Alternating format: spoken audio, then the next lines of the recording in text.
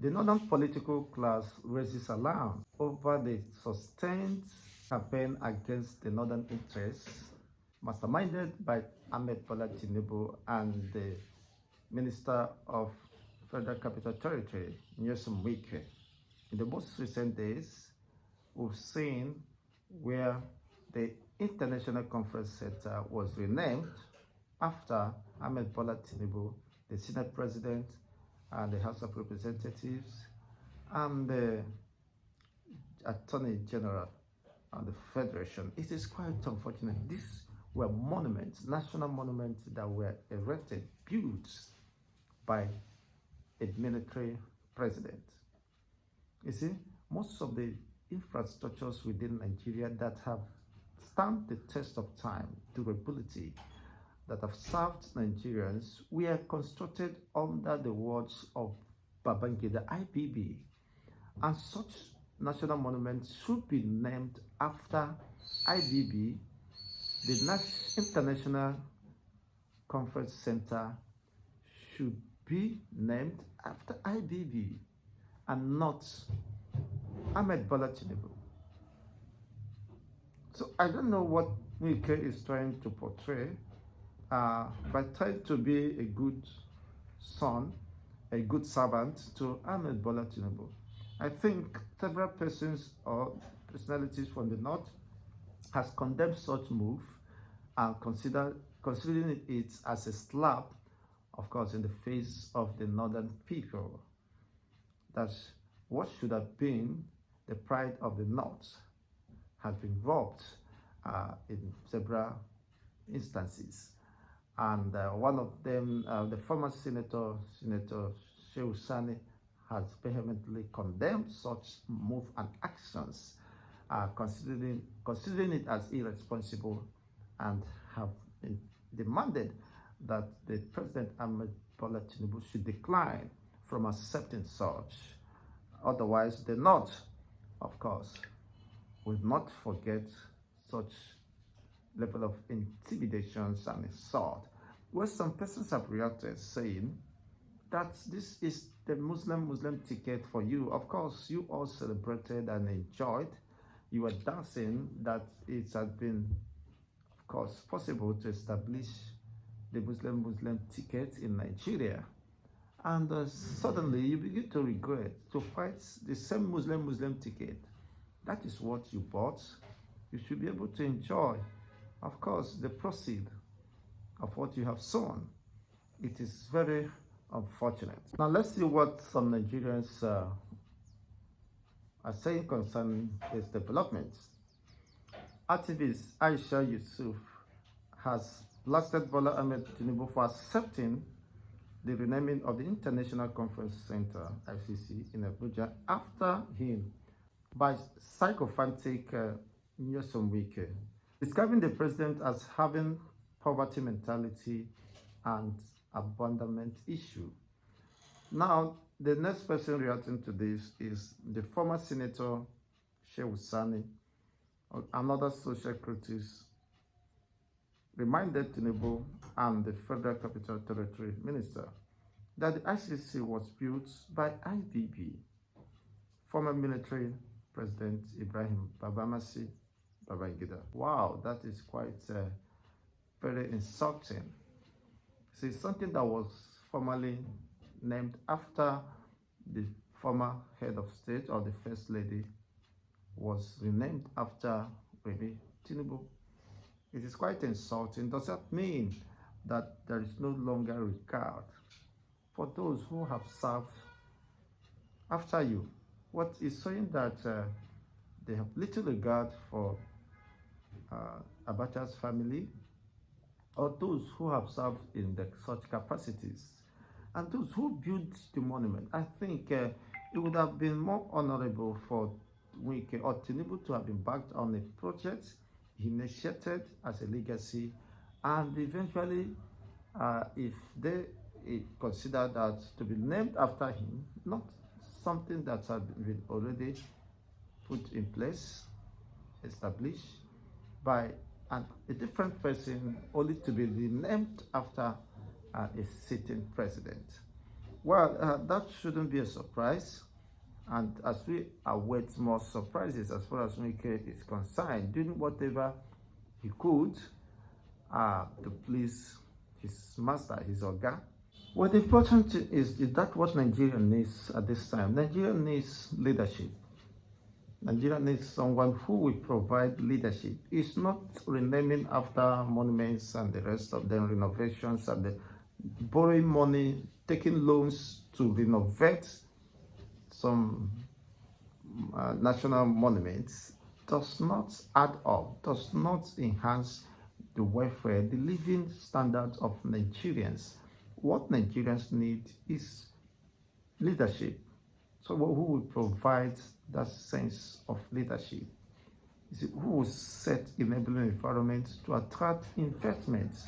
Imagine using 39 billion or more dollar, 39 billion naira in renovating the International Conference Center. And after that, what else happens? If such money is being used to develop or build facilities, you see, IT or tech industries or hubs where people could be trained and empowered, of course, to be independent and fend for themselves, that would have impacted positively on the teeming populations of Nigeria. So telling us that you are renaming monuments, structures after taking down the previous names there and replacing it with your own political allies does not make any difference. This is not an achievement. I think we should be more responsible and engage in meaningful, constructive development. Well, you might ask, how does that affect him? He's only there to protect his political interests and that of his allies and nothing more. How does renaming monuments and the rest of them add up? How does it fix the problem of the nagging state of insecurity, the worsening economy? Nigerians are hungry, the inflations are hitting the roof, and Nigerians are asking, who will save us from this damnation? What we expected Tinubu is to inspire hope and confidence. Of course, in the midst of the renewed hope, Nigerians' hope have been dashed. What is the essence of government? What is Tinubu bringing in place to make sure in the next 1 year or 2 years to come, or 6 months, Nigeria will heave a sign of relief? There could be creation of jobs, opportunities that abounds. Unfortunately, without peace and security, no investment can strive. Not even international multinationals will not consider Nigeria as a safe haven for investments. So it doesn't matter the number of toll you embark on to work, to attract, to convince them. They are seeing everything happening, playing out.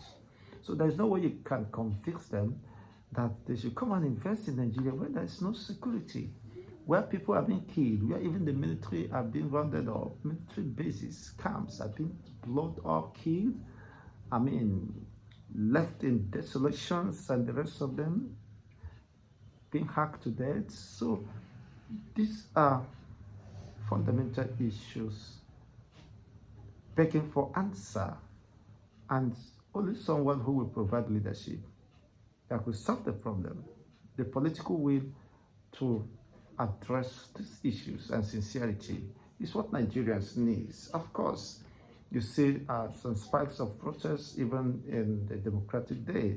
What have we learned from the democracy? June 12th was an expression of frustration and deprivation of people's mandates, where the voice of the masses of this country were silenced. Now, remembrance of June 12th more or less could be a reminiscence of the pain or agony of the past. The issue has such been resolved? Have Nigerians regain their voice? Does their vote count? Does their input count in matters of policy and formations and implementations? Are Nigerians being considered? What is the state of the electoral process today, 30 years or 32 years down the line? You can see that nothing has changed. Unfortunately, things are getting worse. People are being deprived. There is no compliance or regards to the process and the rule of law. Today, Nigerians are more skeptic about what the future holds for them than ever before. People who left 30 years have been grateful. They never regretted doing so. That when they thought Nigeria couldn't be better 30 years ago, they have been justified by the current realities happening today. So who will fix this problem? Who has the mandate, the character, the questionable character to fix the problem? That is the questions people are asking. It is not just about the naming of monuments and the rest of them. That does not add up. People are asking, provide leadership. There is a leadership gap. There is a vacuum that needed to be filled, because nature does not allow vacuum. It doesn't matter how long you live in denial or pretense, but the truth keeps on staring at everyone. We see what is happening. People, of course, could relate with whatever is happening, and you can't take that from people, regardless of the number of propaganda you might tend to sponsor across boards.